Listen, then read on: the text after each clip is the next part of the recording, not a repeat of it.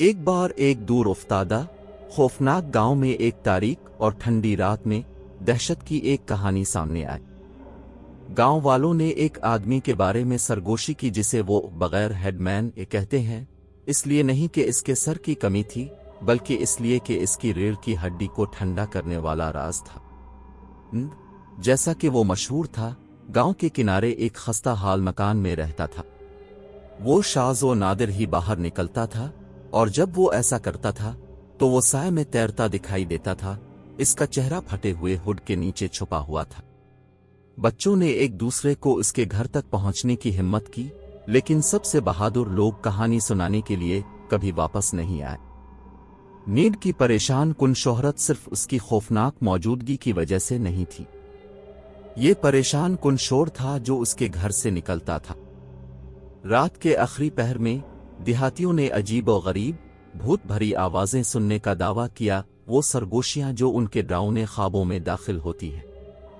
ایک چاندنی رات بہادر نوجوانوں کے ایک گروپ نے نیڈ کے گھر کے اسرار کی چھان بین کرنے کا فیصلہ کیا۔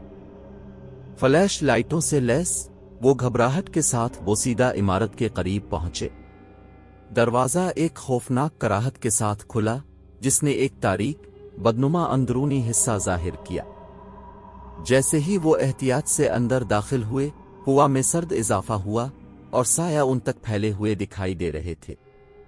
انہوں نے مدھم روشنی والے کمروں سے گزرتے ہوئے ان عجیب و غریب چیزوں کا سامنا کیا جس سے ان کی ریڑھ کی ہڈی میں لرزہ طاری ہو گیا۔ عجیب و غریب بٹی ہوئی آرٹ ورکس اور دیواروں میں کھدی ہوئی عجیب و غریب علامتیں۔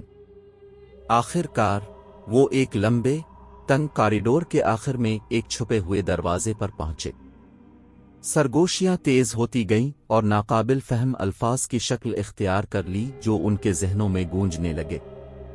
کانپتے ہاتھوں سے انہوں نے دروازہ کھولا۔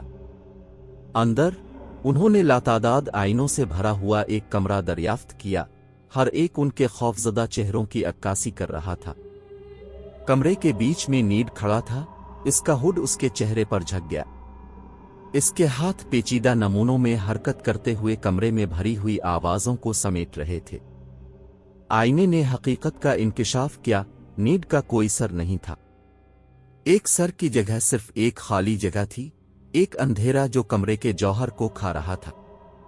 ایسا لگتا تھا جیسے اس نے سمجھ سے باہر ایک خوفناک طاقت کے لیے اپنا سر خرید لیا ہو۔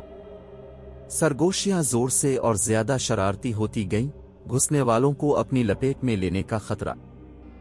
جیسے ہی انہوں نے بھاگنے کی کوشش کی، شیشے بکھر گئے، اندھیرے کا ایک انتشار پھیلا ہوا طوفان۔ دیہاتیوں نے بمشکل اپنی جانیں بچائیں، ان کی روحیں ہمیشہ کے لیے ان ہولناکیوں سے داغدار ہوئیں جو انہوں نے دیکھی تھیں۔ اس رات سے گاؤں ناقابل بیان بدقسمتی سے دوچار تھا۔ فصلیں مرجھا گئیں، جانور ختم ہو گئے، اور لوگوں نے سائے میں چھپے خوفناک ظہور کی بات کی۔ دیہاتی جانتے تھے کہ انہوں نے نیڈ کے گھر میں گھس کر ایک شرارتی قوت کو جگایا ہے۔ ہیڈ مین کے بغیر کا افسانہ بڑھتا گیا، ایک احتیاطی کہانی بن گیا جو بدتمیزی کرنے والے بچوں کو خوفزدہ کرنے کے لیے سنائی گئی۔ گاؤں اندھیرے سے پریشان رہا جو چھا گیا تھا، ایک سرد یاد دہانی کے کچھ راز بہتر طور پر دریافت نہیں کیے جاتے ہیں، اور کچھ دروازے کبھی نہیں کھولے جانا چاہیے۔